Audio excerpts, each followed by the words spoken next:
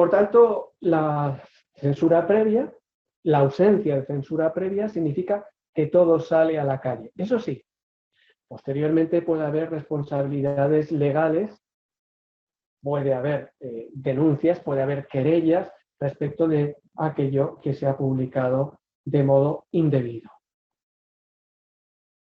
Bueno, ustedes se imaginan que quizá lo más importante en materia de derechos fundamentales y de libertad de expresión de modo particular, lo más interesante muchas veces son los límites, ¿no? No tanto el contenido esencial que todos los ordenamientos jurídicos de nuestro entorno están dispuestos a promover, respetar, difundir, sino los límites. ¿Dónde están los límites? ¿Qué se puede hacer y qué no se puede hacer? Y luego ese campo de grises, por ejemplo, que seguro que también está de tremenda actualidad en México, me imagino, lo que se denomina técnicamente el discurso de odio, ¿no?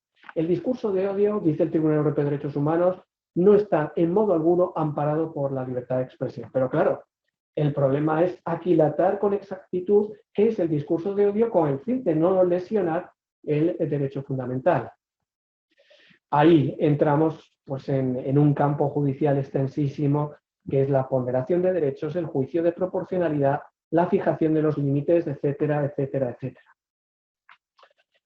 Claro, el derecho a la información, siendo como es amplísimo, digamos que goza de unas características especiales cuando se refieren a determinados colectivos. Por ejemplo, cuando hablamos de personajes públicos, el derecho a la información de aquellos que ocupan cargos públicos tienen mayor amplitud, tienen un deber especial de soportar visibilidad y crítica en sus actuaciones. No pueden invocar de entrada los derechos a la intimidad y al honor con la misma amplitud que lo hacen los particulares.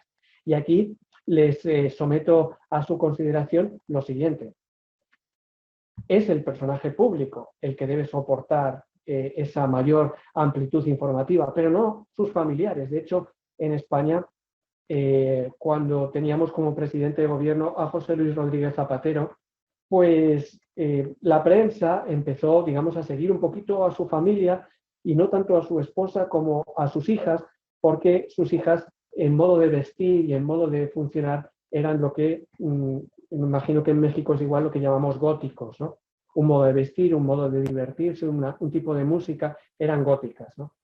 Y entonces la prensa intentaba seguirlas y, pues, presidencia de gobierno lo cortó. ¿Sí? Las hijas del presidente no pueden ser parte de la extensión de ese derecho a la información que se refiere al presidente de gobierno. Noticias de personajes de relevancia social. Ocurre, deportistas, empresarios. Efectivamente, la libertad de información es más amplia en aquello que se refiere al ejercicio de su profesión o de su cargo, ¿de acuerdo? Y que hay aspectos que no se pueden invadir. Estoy recordando un caso interesantísimo en Europa, que fue el caso de la prensa alemana contra Carolina de Mónaco ante el Tribunal Europeo de Derechos Humanos. Y el Tribunal Europeo de Derechos Humanos reconoció efectivamente el derecho a la privacidad, ciertamente más reducida, pero real, de Carolina de Mónaco. Y ahí saltaríamos naturalmente a los famosos, a las celebrities, ¿no? Cabe libertad de expresión e información, pues con los límites generales de la veracidad, de la prohibición del insulto, de la prohibición de la vejación. Sin embargo, no es lícita la extensión de la libertad de información y opinión no deseada a los allegados y familiares. Estoy recordando un caso en España que fue el de una mujer muy famosa que fue esposa de Julio Iglesias, Isabel Presley, que, bueno, pues que a la prensa española el servicio doméstico, una mujer del servicio doméstico, reveló a la prensa del corazón comportamientos y modos de funcionar de Isabel y de la familia en la intimidad. Y la jurisdicción española lo reconoce, y también el Tribunal Europeo de Derechos Humanos reconoció que no se podía facilitar este tipo de información. Bien, podríamos seguir entrando en el campo apasionante de lo que es la libertad de expresión, pero voy a dar un pequeño giro para plantearles ese campo tan interesante que es el discurso de odio. En Europa el discurso de odio ha cobrado una importancia muy grande. ¿Por qué? Porque en Europa padecimos la persecución del pueblo judío. Y la persecución del pueblo judío no empezó, digamos, espontáneamente quemando los barrios judíos, expulsando a los judíos de Polonia, no. Empezó, digamos, levemente, ¿no? Mediante lo que podríamos llamar una intolerancia hacia el pueblo judío, hacia sus costumbres, difundiendo noticias de carácter falso, difundiendo literatura ofensiva. Claro, en Europa nos da mucho miedo que pudiéramos llegar, respecto de cualquier otro colectivo, a una situación semejante. Y por eso la criminalización del discurso de odio es un tema de gran importancia para nosotros. Y sin embargo, lo que se ha producido también ha sido una especie de popularización del discurso de odio, de forma que al final se llama discurso de odio a cualquier cosa, a cualquier cosa.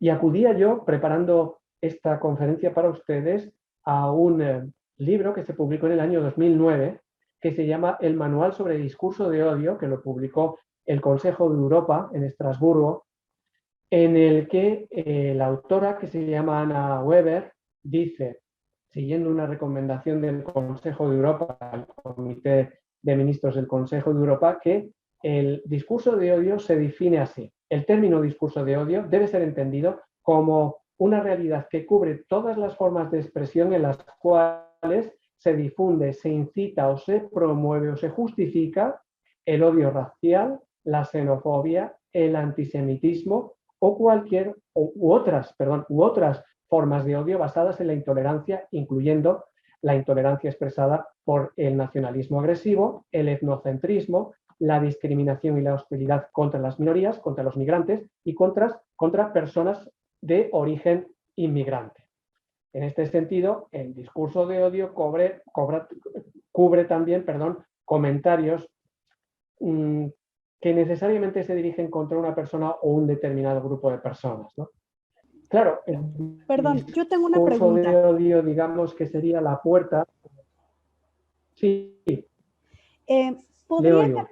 ¿Podría catalogar, no sé si me escuchan bien, porque de pronto se escucha mucho eco, pero ¿se me escuchan bien? Perfecto. Sí. En discurso de odio entraría, bueno, actualmente en México tenemos una situación política en donde tenemos una sociedad polarizada respecto al gobierno federal que actualmente existe en México. ¿Se podría catalogar como discurso de odio esta serie de pronunciamientos que han hecho o que hacen los seguidores de un lado y del otro, atacándose de una manera en la que descalifican lo que piensa el otro y juzgan o generan cierta percepción de que lo que el otro piensa está absolutamente mal? Es decir, para el discurso político en tiempos de polarización, ¿se puede segmentar como discurso de odio? Yo entiendo que no.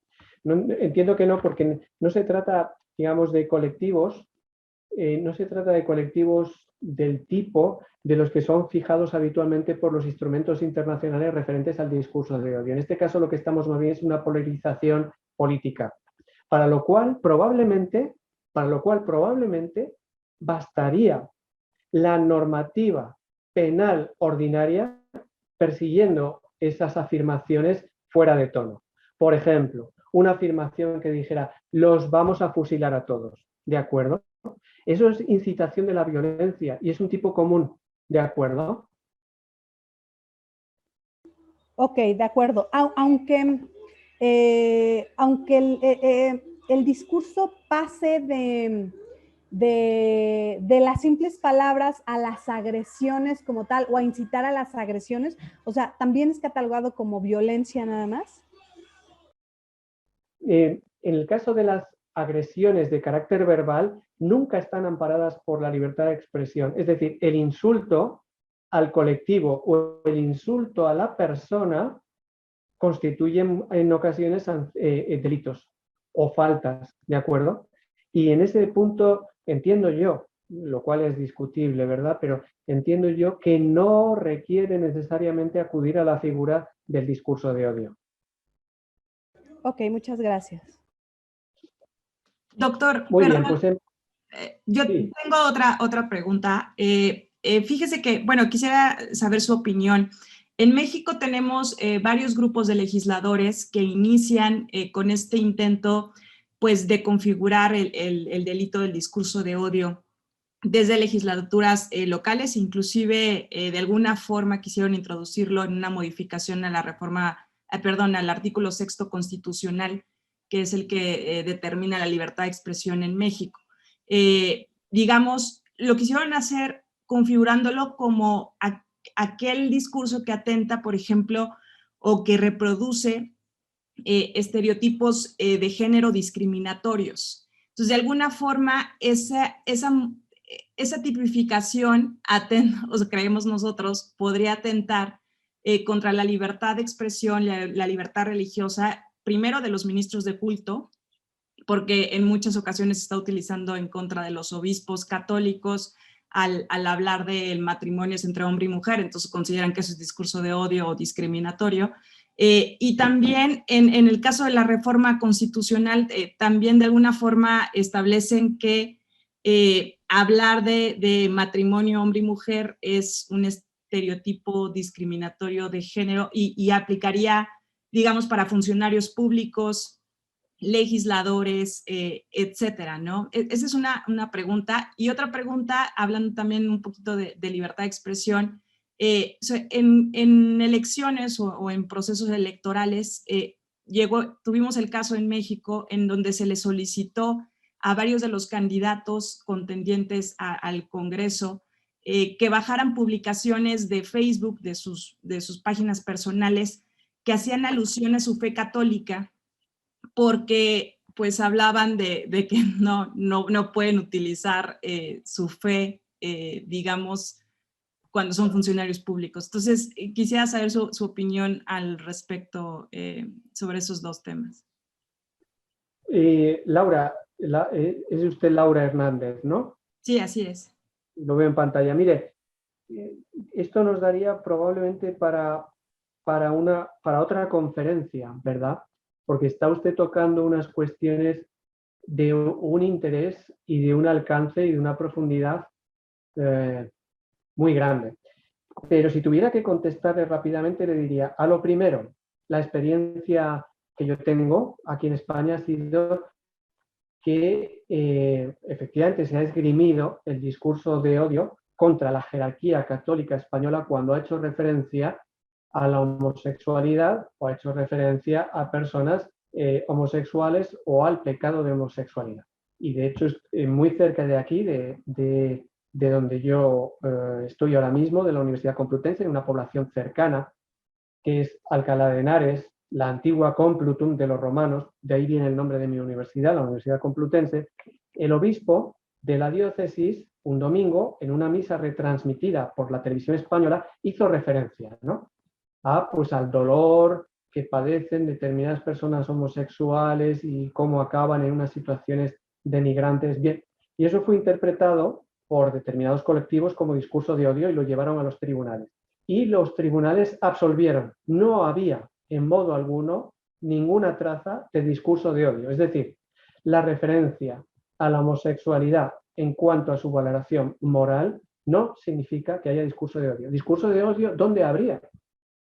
Si lo que hubiera dicho ese sacerdote desde el púlpito hubiera sido: hay que quemar a todos los homosexuales.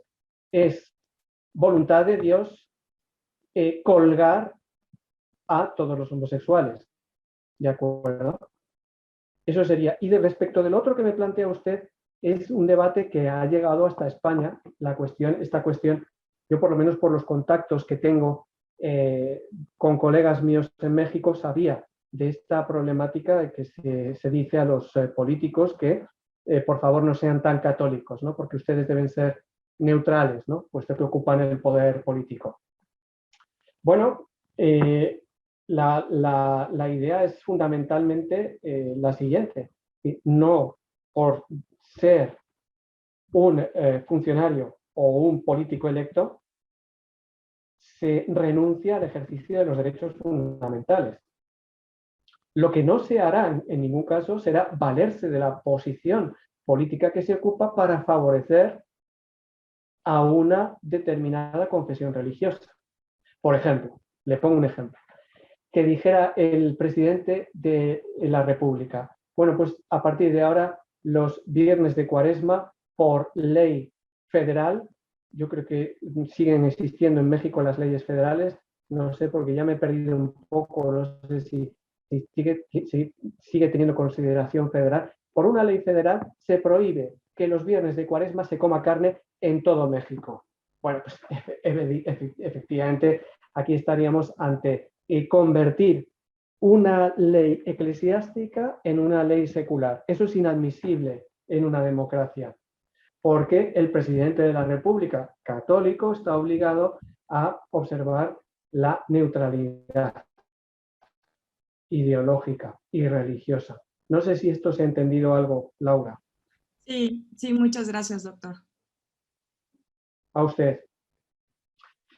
Si tienen en otro momento tiempo, les aconsejo, por curiosidad, que a través de Internet echen un vistazo a el Código Penal Español en el artículo 510 y se darán cuenta de la reforma tan importante que se produjo en España en el año 2015 en materia penal referente a los delitos de odio, porque se van a encontrar un artículo extensísimo donde se refleja la interdicción de ese discurso de odio, una aparente forma de libertad de expresión que está desterrada de la protección en nuestro ordenamiento jurídico.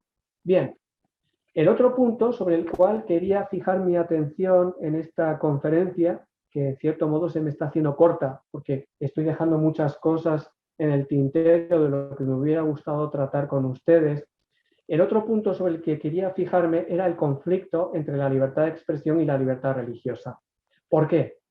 Pues porque aquí en Europa, en España, en Francia, en Italia, hemos tenido un enfrentamiento entre el ejercicio de la libertad de expresión y la libertad religiosa. Es una colisión que se ha producido en un doble sentido. Laura ha apuntado ya a uno de esos sentidos, es decir, el discurso religioso que emite un pastor protestante, que emite un ministro de culto musulmán, emite un discurso y ese discurso en la sociedad se recibe de un modo ofensivo. Eso ofende.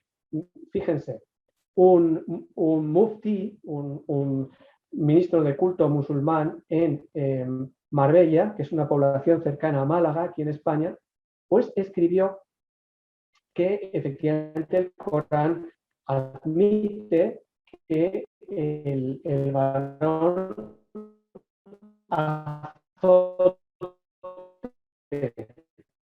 a la mujer, ¿no? Y explicaba cómo debía azotar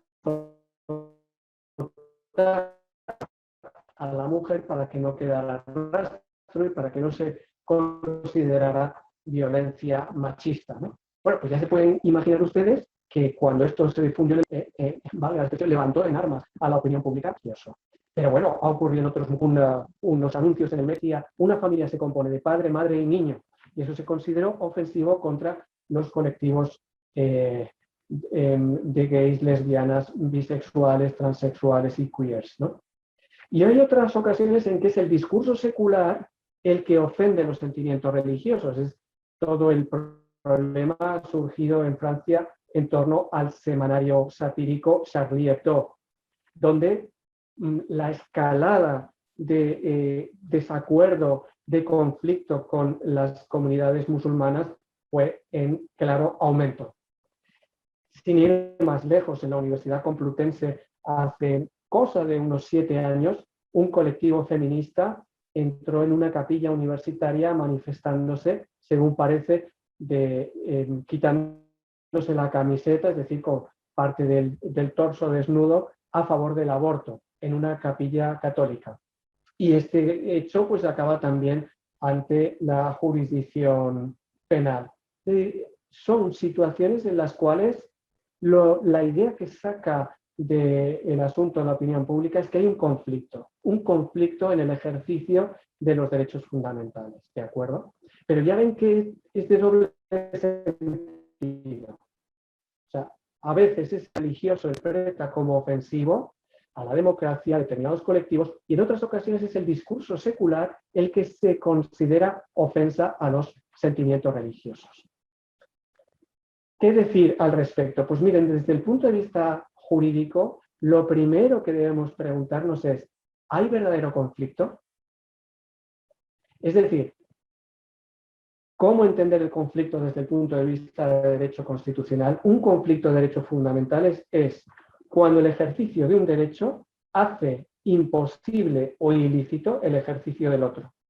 El caso típico en esta materia de conflicto de derechos se produce cuando en ejercicio de la libertad de expresión un informador revela hechos de la vida privada de una persona, ¿de acuerdo? Y por tanto está colisionando la libertad informativa con el derecho a la privacidad. Ese es el caso típico de colisión entre la libertad de expresión y otro derecho fundamental.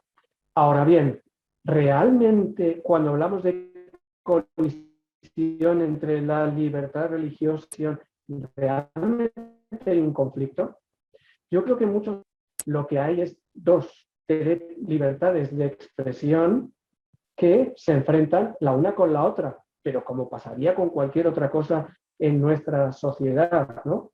Uno se expresa en un sentido, el otro se expresa en el otro sentido. Lo que no ampara la libertad de expresión o la libertad religiosa es el derecho a no oír. Eso no existe todavía, el derecho a no oír. Evidentemente, cuando esa expresión es abusiva, como es el insulto, pues entonces existe el derecho a no soportarla y poder querellarse contra esa persona, ¿no? Defenderse respecto de esa persona. Hay dos perspectivas en los tribunales internacionales en torno al conflicto de los derechos fundamentales. Una perspectiva que yo llamo agnóstica y una perspectiva que yo llamo sustancial. La perspectiva agnóstica consiste en que los tribunales, sobre todo los tribunales internacionales, como el Tribunal de Justicia de la Unión Europea, el Tribunal de Derechos Humanos, no valoran la conexión entre ese derecho fundamental y la dignidad humana. No valoran cuál de los derechos es más importante, si la libertad de expresión o la libertad religiosa. Se limita a decir, aquí tenemos un choque entre derechos fundamentales y tengo que solucionarlo. La otra perspectiva, que se llama sustancial, lo que hace es ver cuál de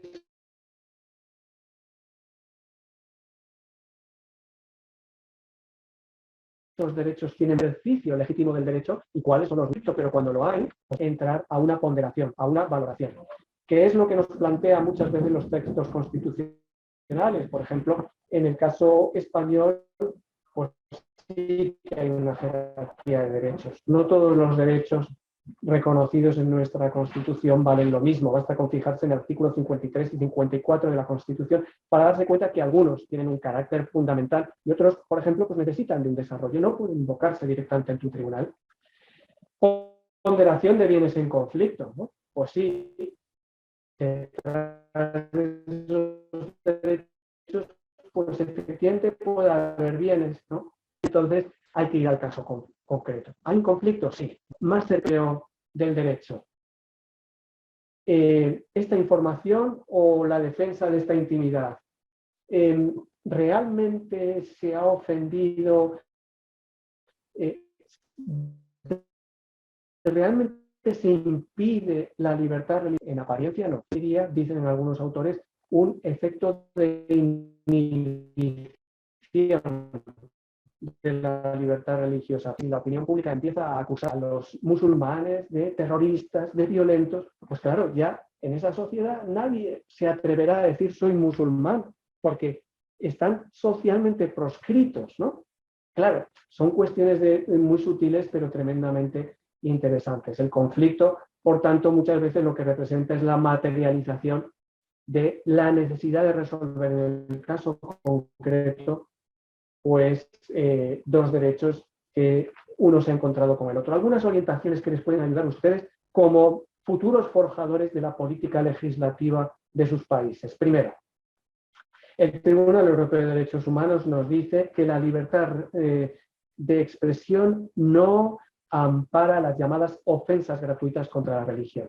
¿Se puede discutir la verdad o falsedad de una religión? Sí. ¿Se puede discutir desde el punto de vista literario, científico, si esto que dice esta religión es aceptable o no es aceptable? Sí. Pero lo que no debe producirse son ofensas gratuitas, que no vienen exigidas por el interés común de una sociedad.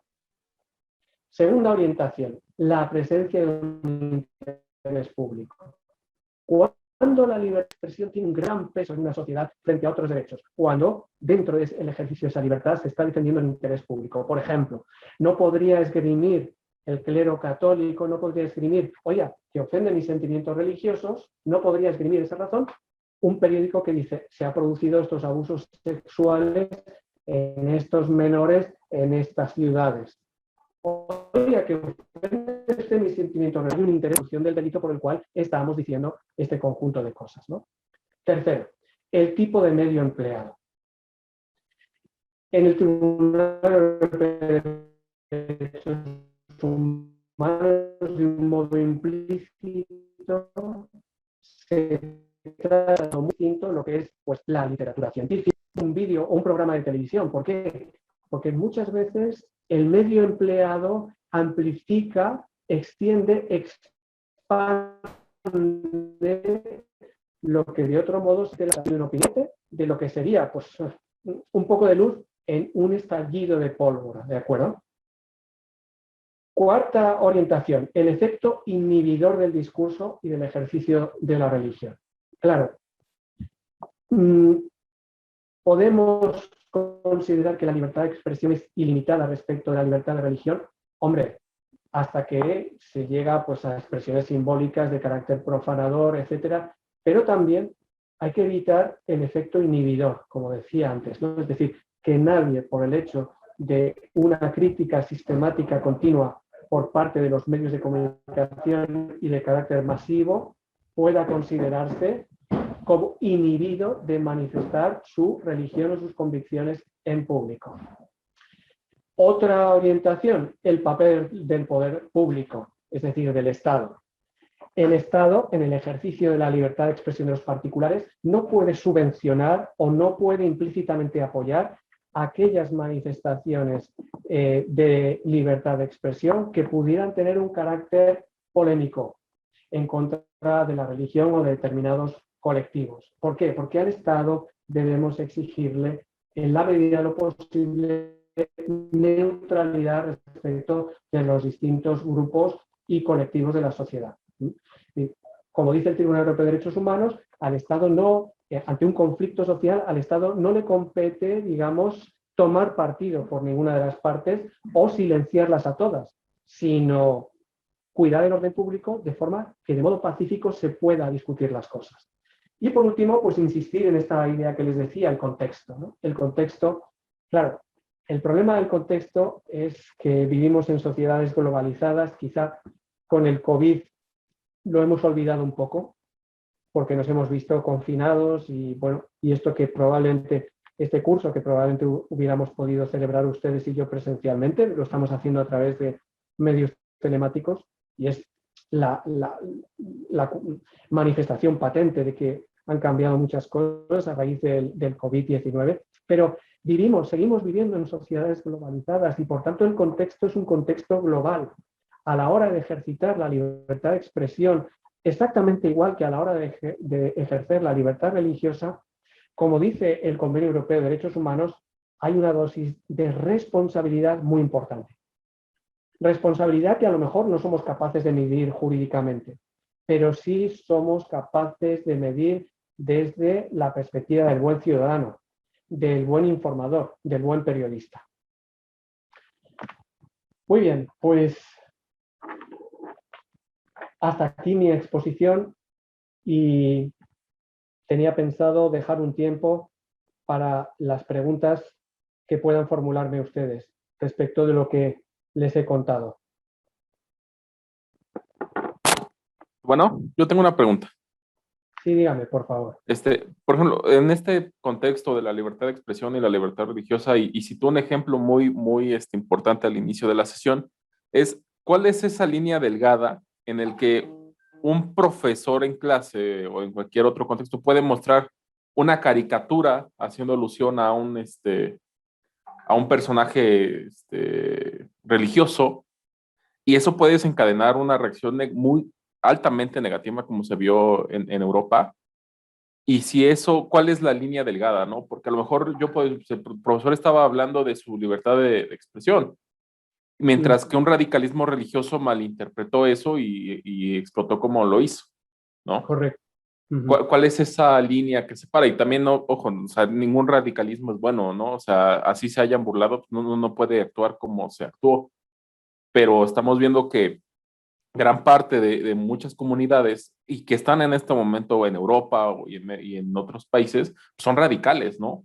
Y hasta qué punto ustedes como sociedad pues deben de tener esa precaución, ¿no? Ante ese tipo de acciones.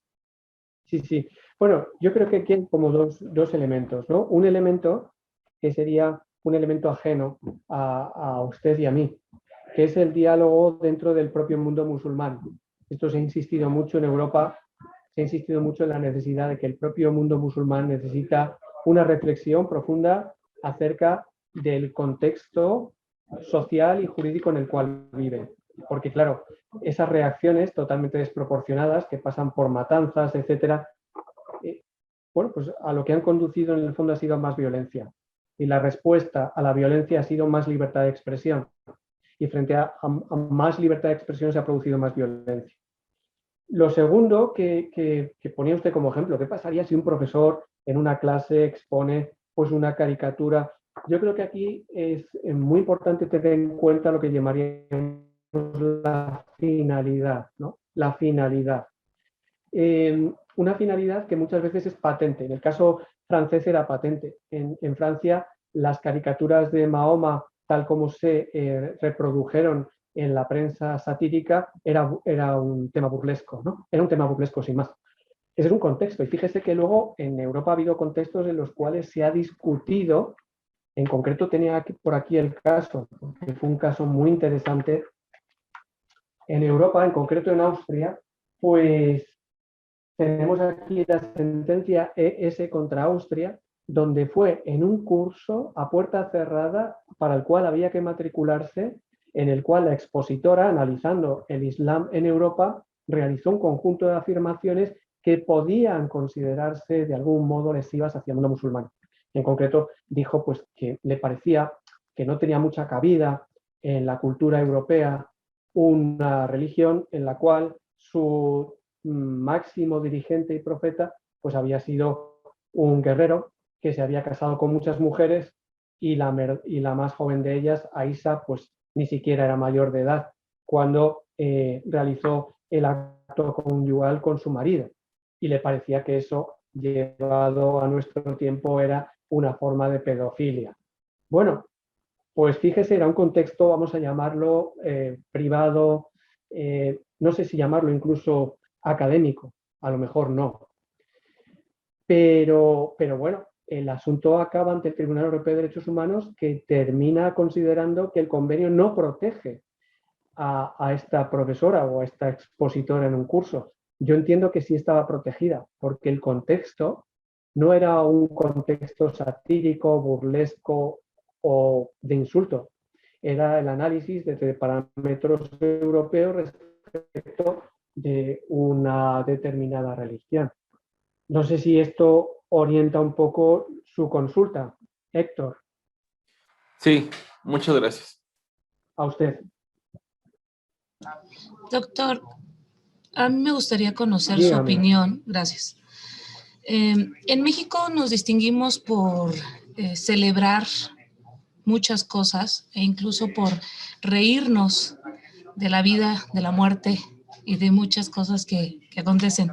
Se da aquí mucho la sátira política y se generan dentro de esa libertad de expresión caricaturas referentes a distintos cargos públicos, pero principalmente al del presidente de la República.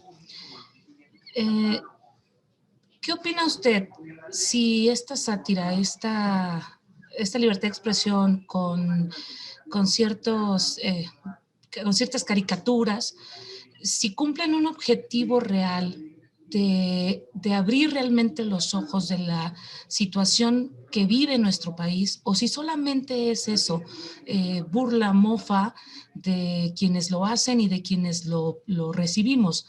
Porque sin duda hay una parte de la sociedad que ve lo crudo de nuestra realidad a través de esas caricaturas, pero hay otra parte que solo se divierte un poco con esas manifestaciones gráficas. ¿Qué opinión tiene usted al respecto?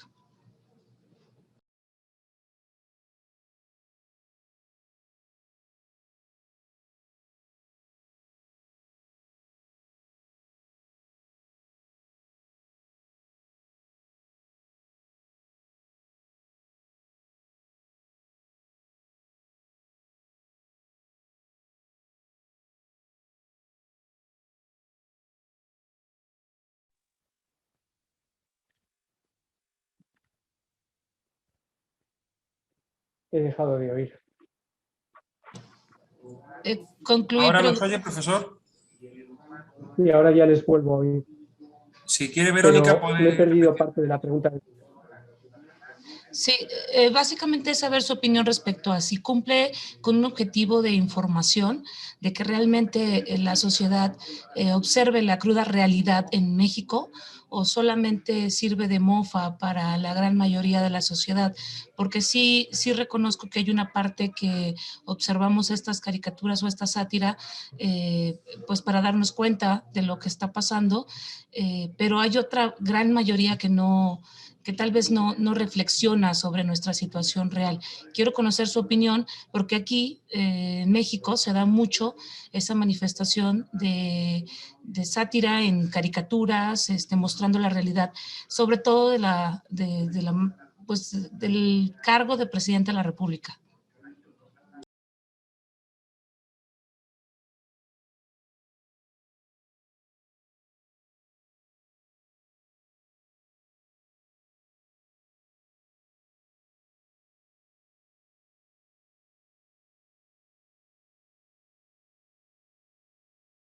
Tal vez sea mi internet, no sé por qué siento que... Sí, he vuelto ya. Creo que he seguido más o menos mi intervención. Entonces, claro, yo creo que aquí el problema es el siguiente. El problema que usted me está planteando es la sátira. Lo llamamos así, normalmente es la sátira. Entonces, la sátira, en cuanto a su extensión y contenido, digamos que para medir su función y su validez y su admisibilidad, solemos estar a los usos sociales. Es decir, solemos estar a los parámetros de una comunidad política, de una comunidad humana. Si en México, digamos, es habitual la sátira respecto de los políticos, aun cuando esa sátira no tenga una relación estrictamente directa con el interés público, se termina admitiendo. ¿Me explico? Y, por ejemplo, ¿cuál sería el límite? El límite sería esa sátira que resulta insulto. Es decir, el momento a partir del cual a ese presidente de gobierno o a ese político se le insulta en su persona, ¿de acuerdo? No ya se le descalifica en cuanto a cómo está realizando su gestión, sino que directamente se le insulta en cuanto que persona, ¿de acuerdo? A partir de ese momento es donde podemos considerar que la libertad de expresión política, yo entiendo que no quedaría amparada. En cualquier caso, subrayaría la idea de que en un determinado contexto cultural, social, histórico, el uso de la sátira puede tener más o menos extensión.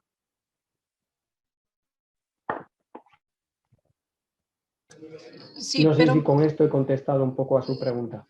Gracias, pero más allá de si es un derecho o no, es permisible o no, mi comentario, mi pregunta va encaminada a si cumple una función realmente de generar conciencia, información o por lo menos reflexión en una sociedad, este tipo de manifestaciones. Esa es más que nada mi pregunta. si realmente lo cumple o no. Sí, comparto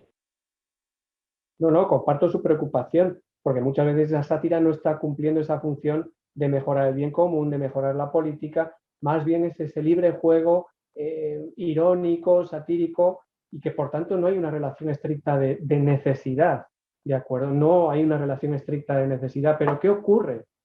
Que claro, cuando estamos hablando del ejercicio de un derecho fundamental como es la libertad de expresión, ¿a qué tendemos? A ampliarlo lo más posible, ¿no?